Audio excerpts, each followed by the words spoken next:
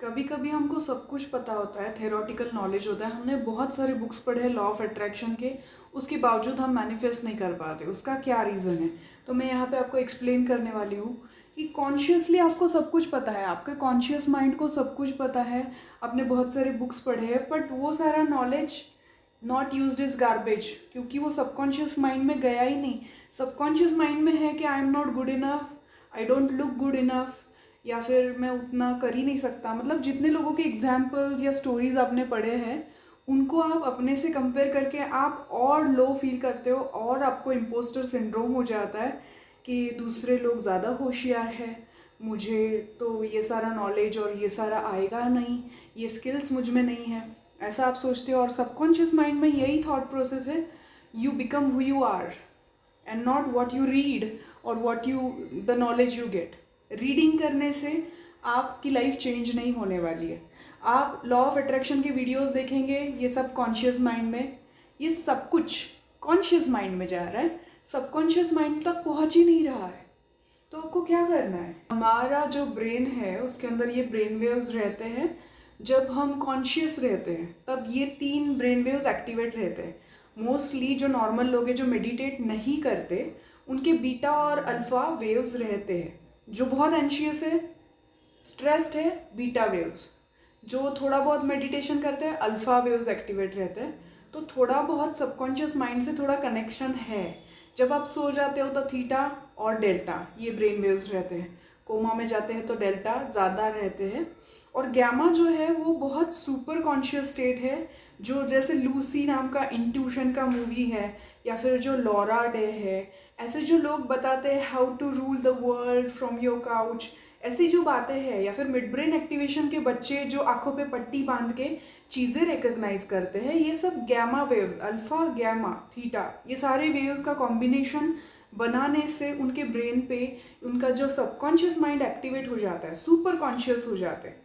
मतलब अवेकन होने के बावजूद, अवेक होने के बावजूद उनका सबकॉन्शियस माइंड अवेक हो जाता है ये टाइम में, गैमा फ्रिक्वेंसी में। तो आपको भी यही करना है। आप जो भी रीड कर रहे हो वो मैनिफेस्ट होना चाहिए। आप जो रीड कर रहे हो वो सबकॉन्शियस माइंड में जाना चाहिए। तो यहाँ पे गेट है, वो गेट खोलने की ज़रूरत है। तो आपको मेडिटेट करने की ज़रूरत है। मतलब आप क्या करो, आप स्लो ब्रीदिंग करो। सिंपल सी प्रोसेस है, स्लो ब्रीदिंग करो। फर्स्ट स्टेप, जैसे ही आप स्लो ब्रीदिंग करना स्टार्ट करोगे, ये ब्रेन वेव्स चेंज होना स्टार्ट हो जाएंगे, अल्फा, फिर जाके थीटा, और फिर धीरे धीरे जैसे आप रेगुलर प्रैक्टिस करेंगे फिर आप सुपर कॉन्शियस स्टेट में पहुंचेंगे। जैसे कि मिड ब्रेन के बच्चे पहुंचते हैं कि उनको इंट्यूशंस आते हैं, वो माइंड रीड कर पाते हैं, वो आंखें बंद करके कुछ भी पढ़ पाते हैं। तो ये स्टेट आने के लिए टाइम लगेगा एडल्ट्स को, बट इम्पॉसिबल कुछ भी नहीं है इस दुनिया में। तो आप रेगुलरली अगर स्लो ब्रीदिंग प्रैक्टिस करेंगे, मेडिटेशन करेंगे और विजुअलाइजेशन करेंगे, जो चीज़ें आपने पढ़ी है, यूट्यूब पे जो वीडियोस देखे, वो सारे कंसेप्ट्स को सबकॉन्शियस माइंड के अंदर जाने दो। वो जैसे ही अंदर जाएगा वैसे आप चीज़ें अट्रैक्ट करोगे लाइफ में। पर क्या होता है कि हमारे लाइफ में हमारे जो पास्ट एक्सपीरियंसेस रहे हैं, जो हमने गलतियाँ की है, रिलेशनशिप इश्यूज़ रहे हैं, तो हमारे बिलीव्स बन जाते हैं ये ऐसा ही है। अगर कोई इंसान है, मेल है, तो वो फीमेल से नफरत करने लगता है क्योंकि उसने बिट्रेयल सहा है, लाइफ में एक्सपीरियंस किया है। या कोई फीमेल है और वो बिट्रेयल, चीटिंग एक्सपीरियंस करती है, तो वो सारे मेल से नफरत करने लगती है। ऐसा होता है कभी कभी। कुछ मामलों में ऐसा है कि कोई इतना सीरियस नहीं रहता तो वो जल्दी उसमें से बाहर आ जाते हैं, मूव ऑन कर लेते हैं। तो कुछ लोगों के मामले में नहीं हो पाता, तो उनके बिलीव्स बन जाते हैं रिलेशनशिप रिलेटेड।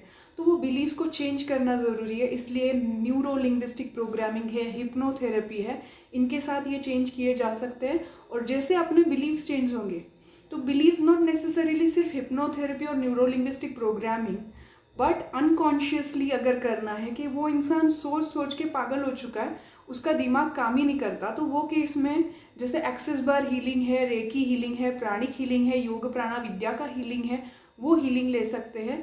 या फिर एफर्मेशंस रेगुलर लिखने से भी आपके बिलीव्स धीरे धीरे चेंज होना स्टार्ट होगा।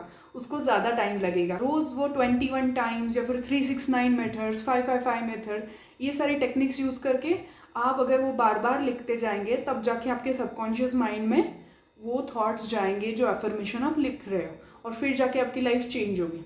तो इस तरह से आप मैनिफेस्ट कर सकते हो। तो ये बेसिक उसके पीछे रीजंस है कि क्यों आप मैनिफेस्ट नहीं कर पाते। अगर आपको मेरा वीडियो पसंद आया हो तो लाइक कीजिए, सब्सक्राइब कीजिए मेरे यूट्यूब चैनल को, बेल आइकॉन दबाना ना भूले। अगर आपको क्वेरीज सजेशंस है तो कमेंट बॉक्स में कमेंट कीजिए। अगर आप मुझसे सेशन लेना चाहते हैं तो फ़ोन नंबर डिस्क्रिप्शन बॉक्स में दिया हुआ है। धन्यवाद।